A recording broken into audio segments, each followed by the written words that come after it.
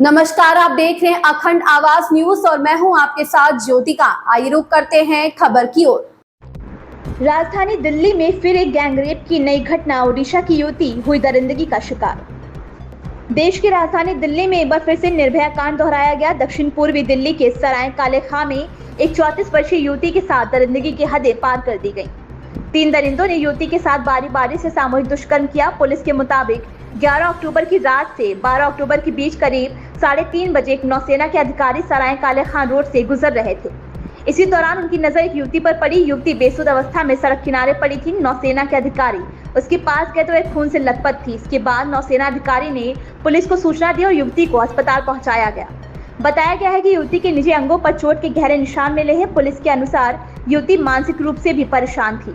वही पुलिस की जांच में सामने आया है कि यह युवती उड़ीसा की रहने वाली। पुलिस के अनुसार घटना के समय युवती बयान देने की स्थिति में नहीं थी, लेकिन युवती की हालत में थोड़ा सुधार होने पर पुलिस को पता चला कि वह मानसिक रूप से भी ठीक नहीं है। इस वजह से पुलिस के लिए यह केस सुलझाना और कठिन हो गया था, लेकिन पुलिस लगातार उन दरिंदों की तलाश में जुटी थी। पुलिस ने इस केस को सुलझाने के लिए तकरीबन 700 से अधिक सीसीटीवी कैमरे की फुटेज खंगाली, जबकि 150 से ज्यादा ऑटो की जांच की। 21 दिनों की जांच के बाद पुलिस को कामयाबी मिली है, जिनमें उन आरोपी की पहचान इस प्रकार से हुई। रामायण महतो का बेटा प्रभु महतो, निवासी मकान नंबर C 459 और प्रताप का मकान गली नंबर 6, कोटला मुबारकपुर दिल्ली। उसका स्थायी पता ग्राम गाय घाट, थाना हरसिद्धि, जिला मोतिहारी, दिल्ली। और 28 वर्षीय प्रभु परवीन सैनी, ऑटो चालक, जिसका वाहन नंबर DL1 RAA 9327 के रूप में कार्यरत है। वह 2 महीने पहले आजीविका की तलाश में दिल्ली आया था और उसके 7 बच्चे हैं। गुरदीन का बेटा प्रमोद उर्फ बाबू, निवासी 92 सेक्टर A6 पॉकेट 4, नरेला, नई दिल्ली। स्थायी पता ग्राम अमतर, तहसील अकबरपुर, जिला अम्बेडकर नगर, उत्तर प्रदेश। मोहम्मद खलील का पुत्र मोहम्मद शमसुल उर्फ राजू, निवासी गली नंबर 5 गुरुद्वारा वाली गली, गांधीनगर, नई दिल्ली में रहता है। उसका स्थायी पता ग्राम बकरी सलोना PS है, बकरी सलोना, जिला बेगूसराय, बिहार। 29 साल का शमसूल भीख मांगने का काम करता है। शमसूल 3-4 साल पहले आजीविका के लिए दिल्ली आया था और उसका एक बच्चा भी है।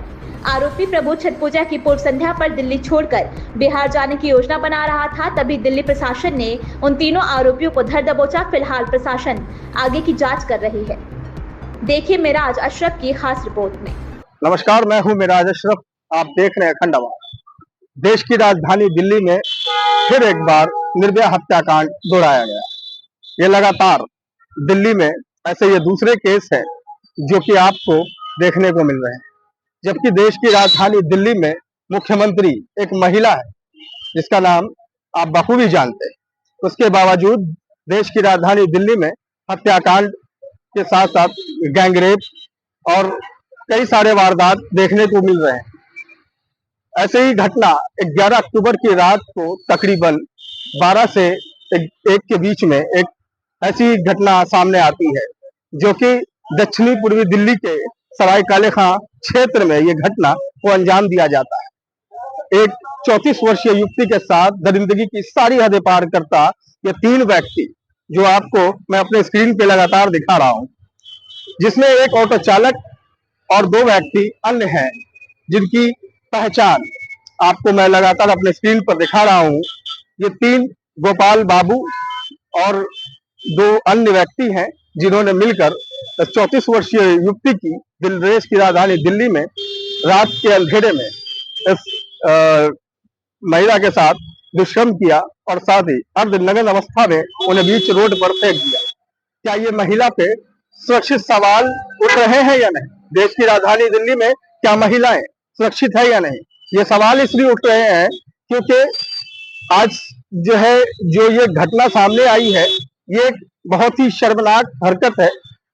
आज कदम कदम पर दरिंदे मौजूद हैं, लेकिन जिस तरह से देश में जो यहाँ के हमारे प्रधानमंत्री हैं, वजीर आजम है देश के, वो ये लगातार बेटी बचाओ बेटी पढ़ाओ का नारा लगाते हैं और वहीं देश की राजधानी दिल्ली में लगातार बेटियों के साथ ये दुष्कर्म होता दिखाई दे रहा है। क्या देश की राजधानी दिल्ली में महिलाएं सुरक्षित है? ये सवाल सीधा केंद्र सरकार से है। क्या इस पूरे हरकत में, पूरी घटना में मौजूद जो आरोपी हैं, उनको ये सबक मिल सकता है जिससे ये घटना आगे रुक सकती है? ये लगातार हम आपको अपने इस पूरी विजुअल में आपको मैं बता रहा हूँ हमारे स्क्रीन पे जो फुटेज आपको बार बार दिखाई जा रही है, ये वो व्यक्ति हैं जिन्होंने देश की राजधानी दिल्ली को फिर से एक बार शर्मसार कर दिया है।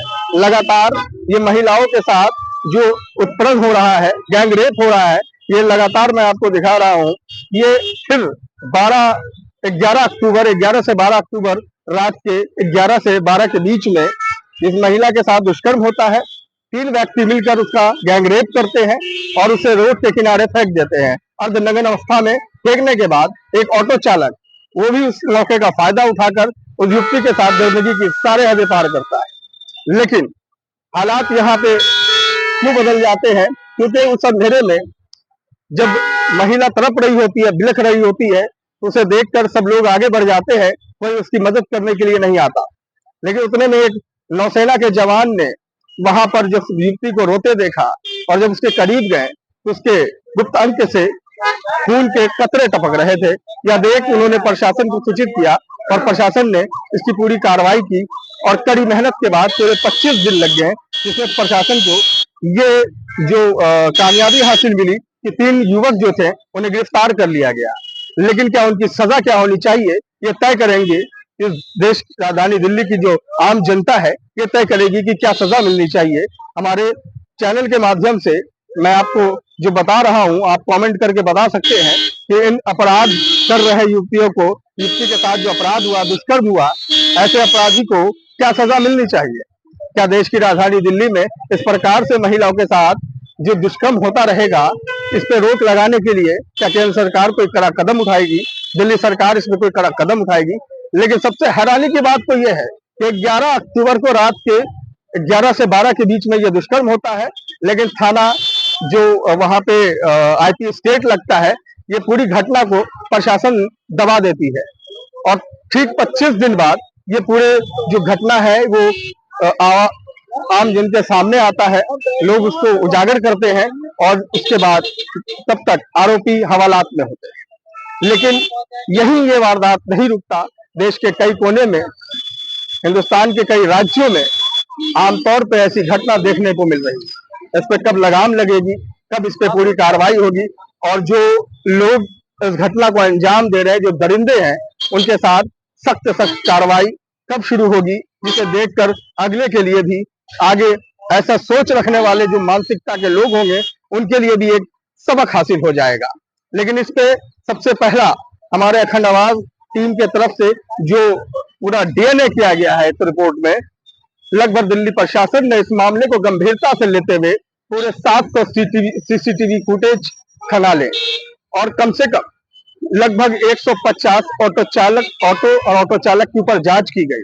अंत में ये पूरा मामला जो है पुलिस के सामने आता है और इसकी पूरी जांच जो है वो सामने आती है। इस जांच में 3 आरोपी को गिरफ्तार किया जाता है, उन्हें हवालात में डाला जाता है और साथ ही महिला को इसी एम्स अस्पताल में भर्ती कराया जाता है, जहां उसको तत्काल बेस पे इमरजेंसी में उसको सुविधा मिलती है, मेडिकल की सुविधा मिलती है, उसके इलाज कराए जाते हैं। लेकिन महिला जो है अब वो मौत के जंग को तो जीत चुकी है, लेकिन मानसिकता तनाव इतना ज्यादा है कि प्रशासन को कोई बयान देने से कतरा रही है, ये कह लीजिए कि डर रही है। लेकिन इसी के साथ अभी प्रशासन की जो पूरी जांच है वो खत्म नहीं हुई। ये क्या इसका निष्कर्ष निकलता है, लगातार हम आपको दिखाते रहेंगे। बने रहे हमारे अखंड आवाज न्यूज के साथ। कैमरामैन अखिल के साथ मैं राजेश राव, अखंड आवाज न्यूज दिल्ली। इस खबर में बस इतना ही। बने रहिए अखंड आवाज न्यूज के साथ।